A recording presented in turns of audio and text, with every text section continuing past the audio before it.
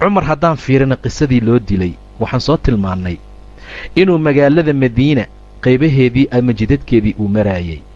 wuxuu arkay dukaan baa la yidhi. dukaankaa waxaa joogay ama gadaayay ghulaam ama wiil la yidhaahda abulu'lu almajuus, amase wuxuu ahaa nin xadaad ah oo farsamo yaqaan ah oo aad wax u sameeya. wuxuu samayn jiray inta badan bahalka riiqa ah ama shiidka ee lagu shiida daqiiqda iyo shaciirtii waxyaabaha la midka ah. cumar wuu soo dul istaagay. war mancanta buu yidhi, yaa tahay? wuxuu yidhi waxaan ahay ghulaamkii majuusiga ahaa abulu'lu. waxaad samaysaa xaaladahan miyaa? haa buu yidhi. waxaan maqlay buu yidhi cumar inaad samaynayso shiidka amase bahalka daqiiqda lagu sameeyo oo dabaysha ay ku shaqaynaysa ama hawada. war haddaad doonto waxaan kuu samaynayaa buu yidhi shay laga maqli doona haddaan sameeyo mashaariqa alardi wa maghaaribaha, waa bari iyo galbeed ayaan samayn doonaa.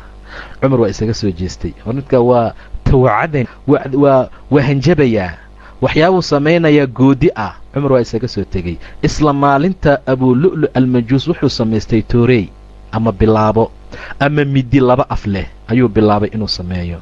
2 bilood oo kaamil ah bay taariikhda gobolka mida tilmaantaa inuu sun dhex gelinayay.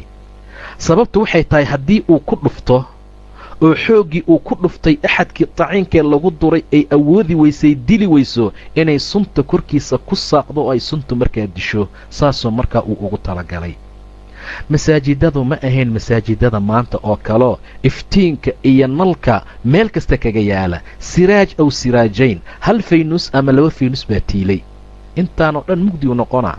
intaasoo dhan waa mugdi. abulu'lu maalintii ugu dambaysay wuu soo baxay, masaajidka ayuu soo galay, waana ugu dhuuntay oo meel buu markaa galay ilaa masaajidka waa mugdi. cumar radiallahu tacaala canhu wuu soo kacay sida cadadiisu ahayd. wuu soo galay masaajidka qubayla subx intaan subaxii la gaarin. kuwa hurdaayuu kiciyey. intii qiyaam tukanaysay daagnayd buu yidhi haye joojiya idinkana. wuxuu tilmaamay in arrimooyin fara badan oo noocaas uu samaynayo. abulu'luna uu sugaayo, uu ku jira meeshii markaa uu ku dhunsanaa. salaaddii baa la aqimay. cumar waa galay salaaddii.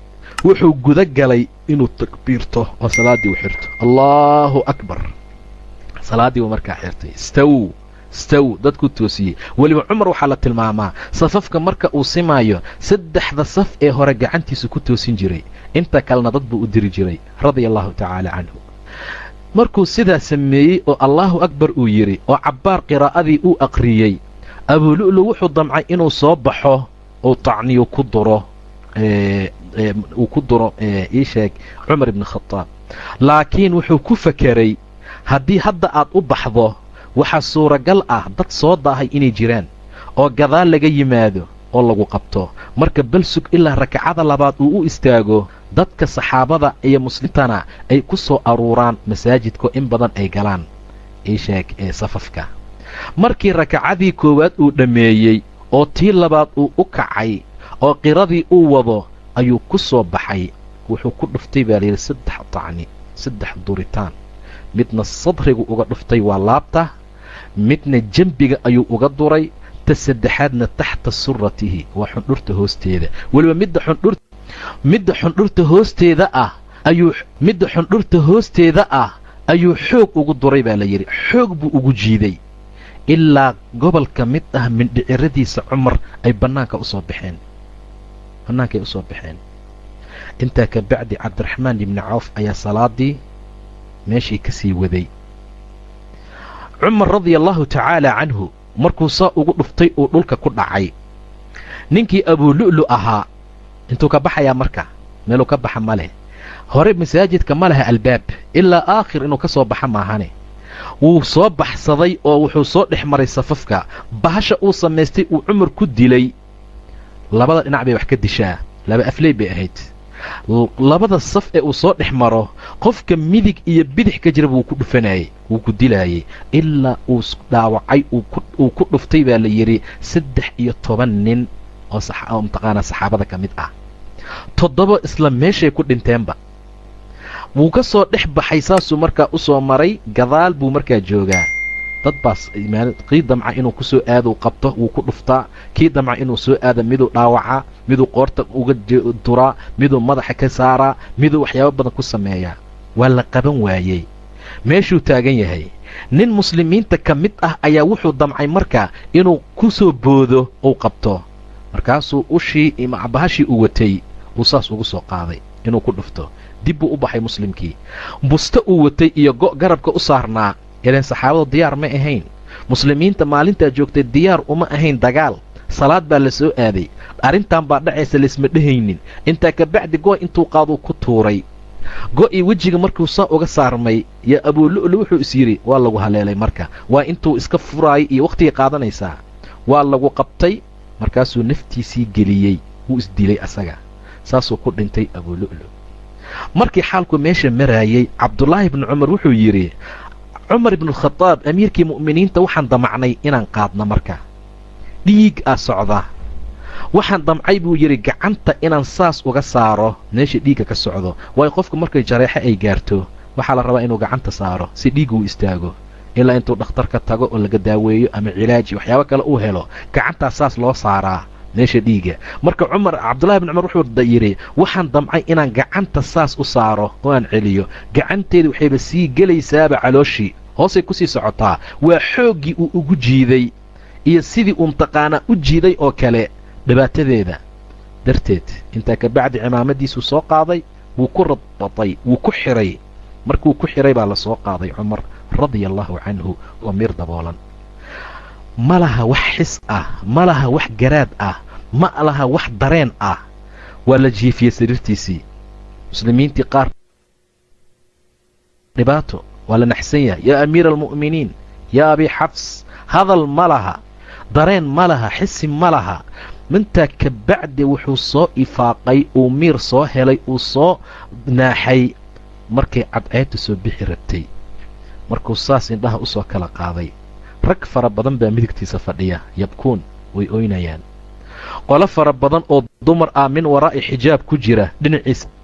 isla markii cumar radiallaahu canhu saasuu isku fiiriyey, dhiigaa socda oo daadanaya. ma dhihin dhiiggan maxaa iga keenay, ma dhihin raggan maxay u oynayaan, ma dhihin dumarkan inta ku jira maxaa ku dhacay, say wax u jiraan. laakiin awal kelima ee uu ku hadlay nebigan markuu dhimanay waan soo tilmaannay. hadalka ugu horreey ee markuu soo kacay uu yidhi wuxuu ahaa asalla annaas, dadkii salaata ma tukadeen. cumarna wuxuu yidhi sallaytum, ma tukateen, salaaddii ma tukateen. qaaluu nacam, haabay dhaheen. qaala alxamdu lilaah, ilaahay baa mahad iska leh. waayo laa xada fi lislaam liman taraka asalaa. xad iyo dheef kuma laha, nasiib kuma laha islaamka ninka salaada ka tegey. cumar saasuu markaa yidhi radia allaahu canhu. weli uma dhaqaaqin inuu baaritaan sameeyo dadkii dilay iyo waxyaabaha meesha ka dhacay. wuxuu yidhi yaa cumar, yaa cabdullaah, waa wiilkiisa, cabdullaahiyow biyo ii keen buu yidhi. galaas biyaa loo keenay cumar radia allaahu tacaala canhu. maya buu yidhi, biyaha ma cabaaye, waxaan rabaa biyo aan ku weysaysto, biyo aan ku weyse qaata ii keen. saasuu markaa yidhi. markaasuu yidhi aabbo waa maxay, dhiig iyo waxbaa kugu yaala iyo dhaabac, ii keen biyaha buu yidhi. yaa laa umma laka, hooyo kuuma sugnaatee, ii keen biyaha, waa ku weys qaadanaa.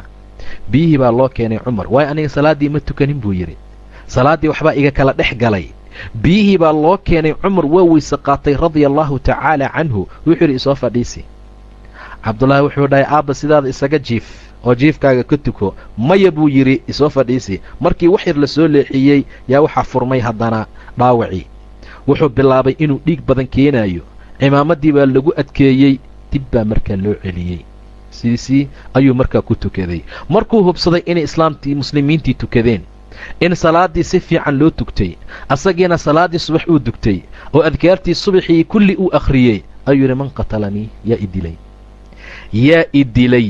abuulu'lu almajuusi baa ku dilay baa la yidhi. abuulu'lu ninka la yidhaahda ayaa markaa ku dilay. alxamdu lilaah, ilaahay baa mahad iskale buu yidhi, aan dilkayga ku sababin qof ilaahay u sujuuda subxaana wa tacaala.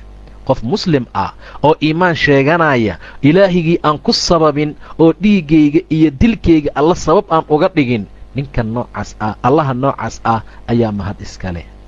intaa ka bacdi xaalku markuu meesha u maraayey, cumar ibn alkhadaab dadkii wuu la dardaarmay in badan buu arrin fara badan u sameeyey waxyaabo u sheegay kadib wuxuu yidhi cabdulaahi ibnu cumarow waxaad u tagtaa caaisha waxaad fasax iiga soo qaadaa in laygu aaso meesha bannaan waayo meesha bannaanayd nebiga meeshuu ku duugnaa abuubakar baa lagu dugay oo labaad hal makaan baa dhinnaa meeshaasaan kaa codsanayaa buu ku yidhi dheh laakiin amiiruulmu'miniin haydhihine cumar baa ku soo yidhi dheh maanta aniga mu'miniinta amiir ma u ihiye caysha oynaysa ayuu u tegey arrintii way ka oggolaatay dib baa loogu soo celiyey waa iska dumar buu yidhi waxaa dhici karta inta aan noolahay inay iga xishoonayso ee hadhow haddii aan dhintana yaan laygelinin ee mar labaad fasaxa layga qaado haddii ii fasaxdana igeliyo meesha ha laygu duugo haddii aysan ii fasixinna ha laygu celiyo buu yidhi ama ha laygu duwo qubuuraha muslimiinta way u fasaxday cumar ibnu alkhadaab radia allahu tacaala canhu